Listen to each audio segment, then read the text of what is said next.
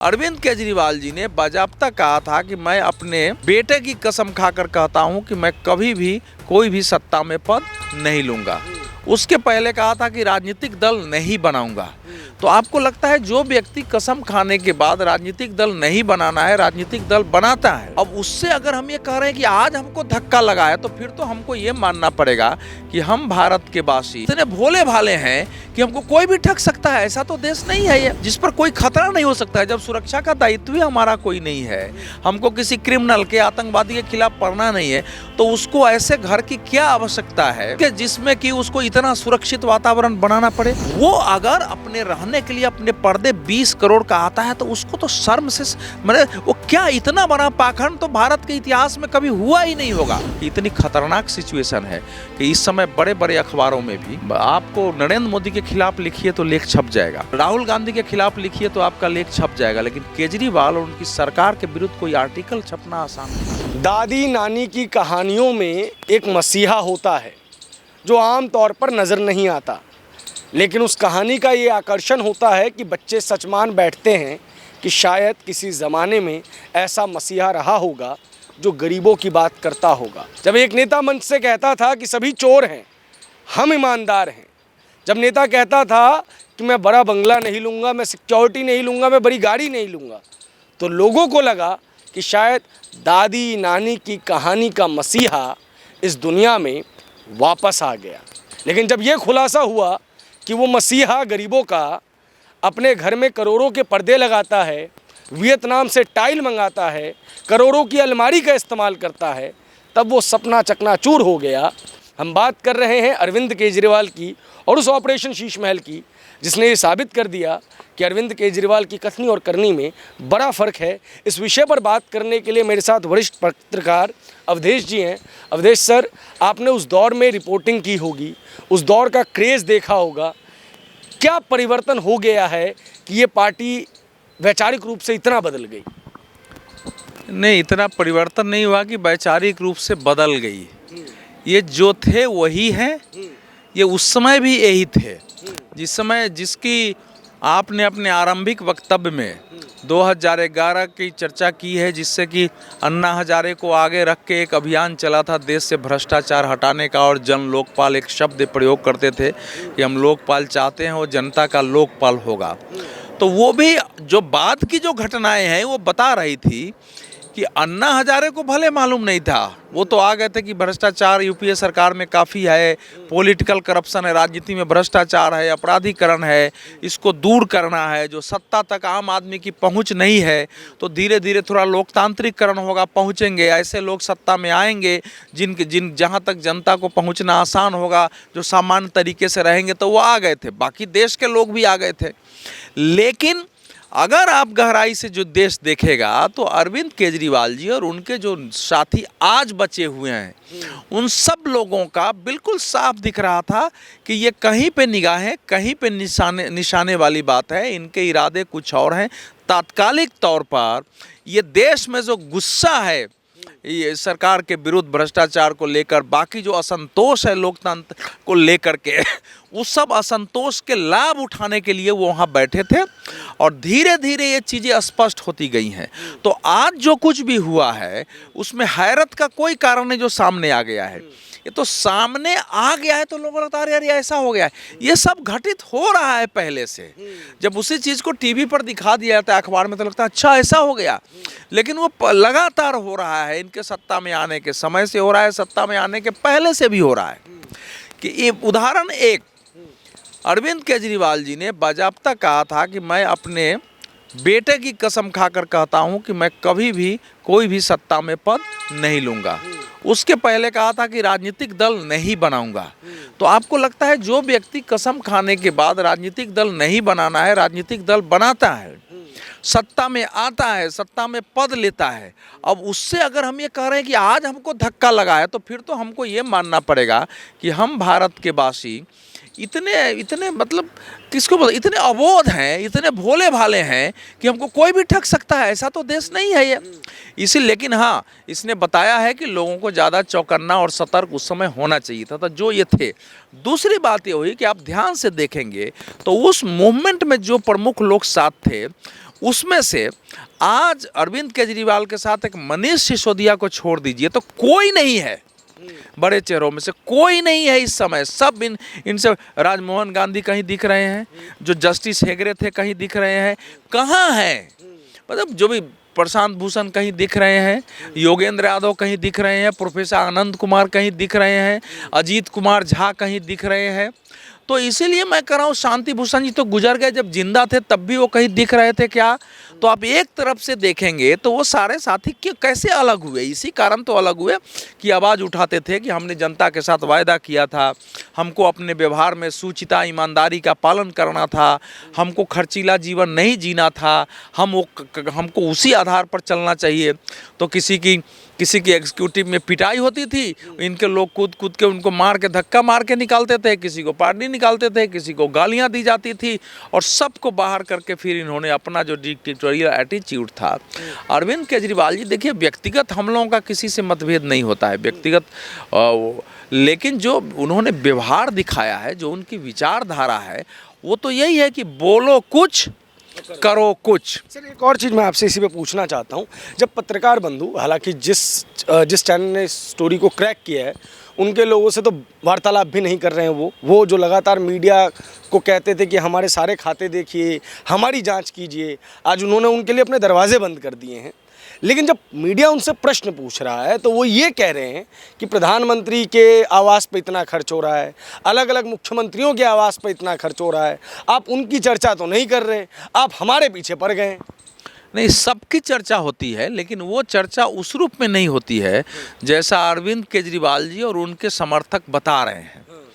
क्योंकि इनको इस बात का उत्तर देना चाहिए कि क्या एक मेट्रोपॉलिटन सिटीज़, ये बड़ा राज्य भी नहीं है, एक मेट्रोपॉलिटन सिटीज़ के ऐसा मुख्यमंत्री जिसको कि इस सिटी के सुरक्षा का भी उसको दायित्व नहीं है, सुरक्षा का दायित्व भी यहाँ गृह मंत्रालय का है, दूसरी है जिस पर कोई खतरा नहीं हो सकता है। जब सुरक्षा का दायित्व भी हमारा कोई नहीं है, हमको किसी क्रिमिनल के, आतंकवादी के खिलाफ पढ़ना नहीं है, तो उसको ऐसे घर की क्या आवश्यकता है जिसमें कि उसको इतना सुरक्षित वातावरण बनाना पड़े कि इतना बड़ा घर घेरो। प्रधानमंत्री की तो बात छोड़ दीजिए, किसी भी प्रदेश का मुख्यमंत्री अगर छोटे छोटे मेघालय, अरुणाचल प्रदेश, लेकिन उनका भी क्षेत्र देखेंगे, सीमा क्षेत्र होने के कारण मिजोरम में छोटे छोटे राज्य, ये तो पूरा राज्य नहीं है ना, ये तो मेट्रोपॉलिटन एक प्रकार से सिटी है। इसको राज्य होना चाहिए, नहीं होना चाहिए, इस पर हमेशा दो मत रहे हैं।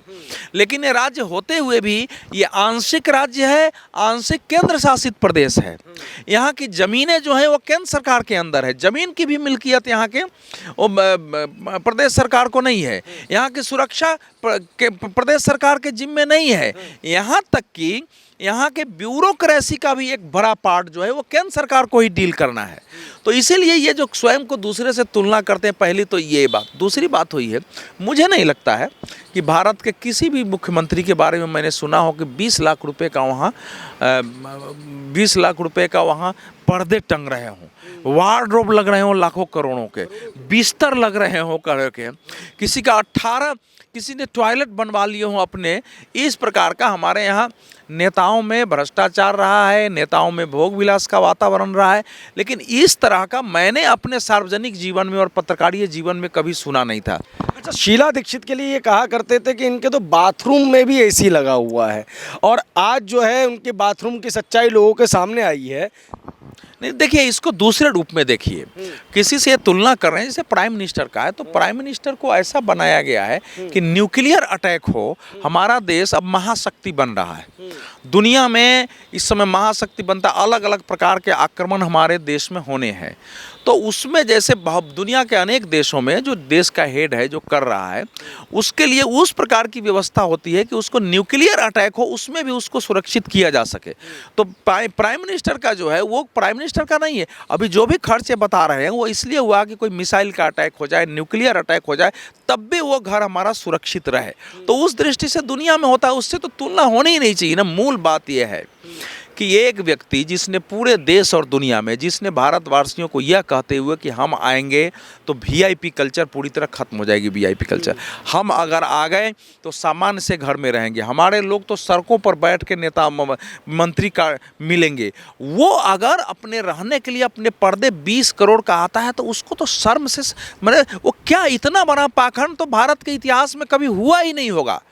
जयललिता को सबसे ज़्यादा माना जाता था, जयललिता को, उसके ऊपर छापे पड़े थे, क्या क्या नहीं निकला था उसके।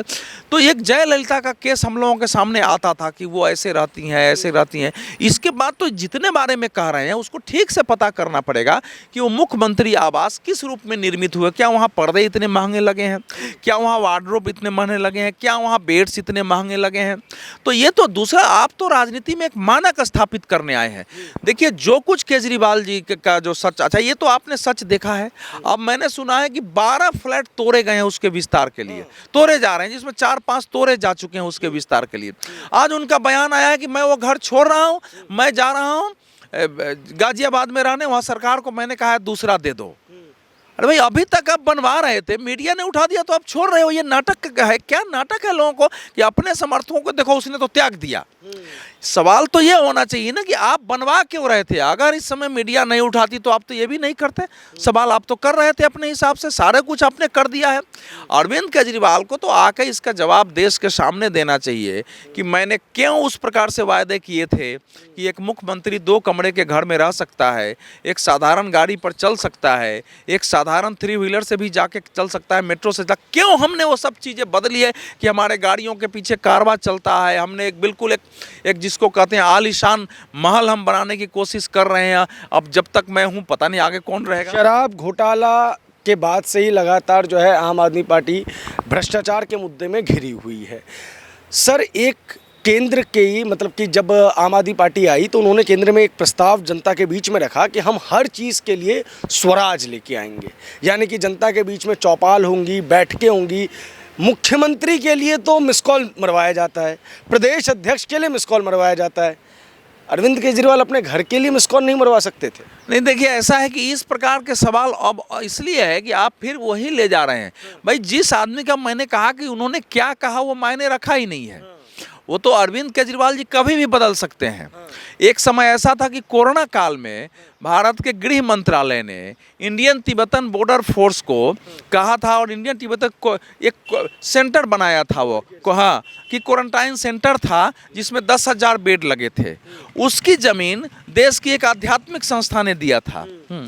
तो इनको निमंत्रण आया था केजरीवाल जी को कि उस कार्यक्रम में आप भाग लीजिए। इन्होंने गृह मंत्रालय की ओर से निमंत्रण था। इन्होंने गृह मंत्री को ट्वीट कर दिया कि गृह मंत्री जी, दिल्ली प्रदेश में अभी 10,000 बेड का क्वारंटाइन सेंटर बन रहा है, आप उसमें सादर आमंत्रित हैं। गृह मंत्री को रिट्वीट करना पड़ा कि केजरीवाल जी, आपको बताया गया है कि आईटीबीपी ने किया है, एक आध्यात्मिक संस्था ने उसके लिए जगह दी है, ये गृह मंत्रालय की परियोजना है और आपको उसमें मुख्यमंत्री होने के नाते आमंत्रित किया गया, फिर आप ऐसा क्यों कह रहे हैं? तो केजरीवाल जी का जो चरित्र और स्वभाव है वो कुछ भी कह सकते हैं ना। इसलिए आप ये सवाल, मूल सवाल ये है कि मैं आम आदमी पार्टी के लोगों से पूछना चाहता हूं कि आपके पास जमीर बचा है या जमीर आपने खो दिया है? मूल बात है कि एक व्यक्ति जिसके साथ आप खड़े हुए, आपने पार्टी बनाई थी, वो व्यक्ति अपने लिए इतनी सुख सुविधाएं इकट्ठा करता है और उसको उसके लिए उनको पश्चाताप और शर्म भी नहीं है। तो अब तो कम से कम विद्रोह करो पार्टी के अंदर कि इस व्यक्ति को लीडरशिप से हटाओ। जो आदमी दिल्ली को शराब की नगरी बनाने के लिए 3 बजे रात तक शराब की दुकानें खोलने का, बियर बार खोलने का परमिशन दे देता है कि 2 बोतल में 1 बोतल शराब फ्री है, टैक्स घटा दो कि ज़्यादा से ज़्यादा लोग शराब पिए, मोहल्ले मोहल्ले में शराब की दुकान खुल जाए, और उसके लिए उसमें जो आरोप है, जो चार्जशीट है, उसमें 100 करोड़ रुपया लेने का आरोप लगा हुआ है, उसमें वीडियो कॉलिंग के उसमें प्रमाण मिल गए हैं, इनके एक मंत्री जेल में है, इनसे पूछताछ हो चुकी है। तो आम आदमी पार्टी के लोग कब आखिर खड़े होंगे? उनका जमीर जग रहा है कि नहीं? जो ईमानदार लोग उसमें हैं, जो शुचिता चाहते हैं, जो सदाचार चाहते हैं, अब तो उनको तय करना है कि भाई हम ऐसा लीडरशिप चाहिए जो जिसके जिम्मे कोई नैतिकता है नहीं, कोई ईमानदारी है नहीं, कोई पवित्रता है नहीं।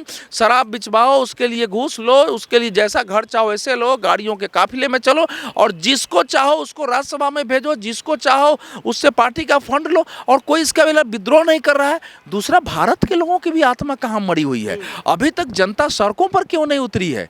सर, एक अंतिम सवाल मैं आपसे और लूँगा लाल कृष्ण आडवाणी जी के ऊपर एक भ्रष्टाचार का आरोप लगता है और वो जो है राजनीति से तब तक के लिए विराम लगा देते हैं जब तक वो उससे क्लीन चिट नहीं प्राप्त कर लेते। ये लोग जब आए तो इन्होंने कहा कि अगर किसी के ऊपर आरोप भी लग जाए तो उन्हें इस्तीफा दे देना चाहिए। इनके एक मंत्री 1 साल तक रहे, इस्तीफा नहीं दिया, दूसरे गए तब दोनों ने जल्दी इस्तीफा दिया। आज केजरीवाल साहब की कथनी और करनी का जो एक बड़ा फ़र्क है वो जनता के सामने एक्सपोज हो चुका है। जिस मीडिया चैनल्स ने उस दौर में CWG स्कैम, कोल स्कैम को एक्सपोज किया था और जिसके सहारे इन्होंने पूरा का पूरा एक मूवमेंट खड़ा किया था, आज वो इन सभी चीज़ों पर, इनके ऊपर आरोपों के ऊपर मीडिया को ही कटघरे में लाके खड़ा कर देते हैं। आप चूँकि पत्रकार हैं, लंबे समय से आपने ये चीज़ें देखी हैं कि ये क्यों पत्रकारों को सवालों के घेरे में क्यों लेके आ रहे हैं? आज नहीं हुआ है। अरविंद केजरीवाल जी ने जब ये मुख्यमंत्री नहीं भी बने थे तब भी इनका एक बयान था, उन्होंने भाषण दिया था कि अगर हमारी पार्टी सत्ता में आ गई तो हम पत्रकारों की जांच करवाएंगे, उनको जेल में डालेंगे। ये बाकायदा रिकॉर्ड बयान है, इसका विरोध भी हुआ था। ये पत्रकारों का स्टिंग भी करवा रहे थे दिल्ली में पत्रकारों को के स्टिंग और बाकी के लिए इन्होंने किया था। तो ये कभी लोकतांत्रिक रहे नहीं। जितना पत्रकार को यूज करना है यूज करो। और मैं आपको बता रहा हूँ कि इतनी खतरनाक सिचुएशन है कि इस समय बड़े बड़े अखबारों में भी आपको नरेंद्र मोदी के खिलाफ लिखिए तो लेख छप जाएगा, आप राहुल गांधी के खिलाफ लिखिए तो आपका लेख छप जाएगा, लेकिन केजरीवाल और उनकी सरकार के विरुद्ध कोई आर्टिकल छपना आसान नहीं है। ना पंजाब में ना दिल्ली में, ना किसी में। पंजाब में तो लास्ट में हमारा एक आर्टिकल, उसको जब जमीर को मैंने कहा कि शराब नीति पर अब आपको मनीष सिसोदिया, मेरा व्यक्तिगत अनुभव है ये, तो किस ढंग से इन्होंने बना के रखा है मैनेजमेंट से बातचीत करके कि आपको हो ना, इसलिए पत्रकारों के प्रति इनके श्रद्धा भाव नहीं है तो सब पीछे में वैसे ही गाली देते हैं। और जब पत्रकार अपनी बात करेगा तो वो बहुत अच्छा है तो उसको बोलते हैं ये तो वैसे ही है, ये तो डम फूल है, इसको तो हमने मूर्ख बना दिया। अरे हमारे पास पैसे हैं, सबसे ज़्यादा विज्ञापन दे रहे हैं इस समय। तो ये एक अलग प्रश्न है। तो पत्रकारों के प्रति उनके मन में कोई श्रद्धा भाव रहा है नहीं, सबको तुम ताम करके चले हैं उस समय जैसे रहते हैं, सबको अपने से छोटा आदमी मानते हैं। जो भी व्यक्ति ना डिक्टेटर माइंड का होता है वो मीडिया की कभी सम्मान नहीं करेगा। आपने कुछ खबर निकाल दी है तो फिर तो आप उसके लिए जिस ढंग से टाइम्स नाउ का जो एक वरिष्ठ पत्रकार है राकेश पांडे, डिसिप्लिन जर्नलिस्ट है, वो जिस ढंग से उनके बाउंसर उसको धक्का मारते हुए कई गज तक पीछे ले जाते हैं, कभी आपने देखा था कि ऐसा हुआ हो? एक थप्पड़ आशुतोष जी को एक बार लग गया था जब जज कांसीराम ने मारा था तो कितना बड़ा हो गया था। आज तो हमारे देश की लुटियंस मीडिया है, एडिटर्स गिल्ड है, हमारा प्रेस क्लब है, कोई खड़ा नहीं हो रहा है केजरीवाल के विरुद्ध। जिन लोगों ने हीरो बना के मीडिया में उसको पेश किया था, जो कि लेख लिखते थे कि भैया इसको तो एक किराए का घर नहीं मिल रहा है, उन पत्रकारों का भी जमीर नहीं जग रहा है कि अब तो उठ के इसका विरोध करो, खड़ा हो। तो देश तो ऐसा ही चल रहा है, केवल मोदी बीजेपी आ जाए, आरएसएस आ जाए, उसका विरोध करो, बाकी के लिए 7 खून इस देश में माफ है मीडिया को। तो जब मीडिया में इस प्रकार से 2 भाग हो गए हुए हैं कि भैया जो भी मीडिया दूसरे को दिखा रहा है इसका मतलब वो मोदी का सपोर्टर है, 2 भाग हो गया हुआ है। तो उसमें तो यही होना है, केजरीवाल जैसे लोग इसका लाभ उठाते हैं। आधार पे अब इस्तीफा नहीं दे देना चाहिए। नहीं, मैं उनसे नैतिक आधार पर इस्तीफे की कल्पना नहीं करता हूं। अभी सीबीआई ने पूछताछ की है, आगे देखिए क्या होता है। मैं तो केवल आम आदमी पार्टी में हमारे भी बहुत सारे मित्र हैं, वो अपने अंदर की अंतरात्मा को देखें कि उनको खड़ा होना चाहिए, विरोध करना चाहिए कि नहीं करना चाहिए। देश की जनता से भी कहूँगा कि आप सब लोग जो अन्ना मूवमेंट में थे और बाद में आप इसकी आलोचना करते थे, कम से कम अब तो एक आध मूवमेंट खड़ा करो इनके विरुद्ध कि भैया आप आओ, जवाब दो, इनको पकड़ो, इनसे जवाब लो, इनका घेराव करो। ये देश होना चाहिए ना। इस्तीफा तो अलग चीज़ होती है, देश की जनता को खड़ा होना चाहिए। आम आदमी पार्टी के उन लोगों को खड़ा होना चाहिए जो आंदोलनकारी थे, जो लोग आम आदमी पार्टी से विद्रोह करके गया, जिनको हटाया गया, उनको खड़ा होना चाहिए ऐसे माँ करके और अपनी ताकत लगानी चाहिए कि इस आदमी ने कैसे देश के साथ जो है आंदोलनकारियों के साथ, बाकियों के साथ इसने किस प्रकार का ये पाखंड का व्यवहार किया है।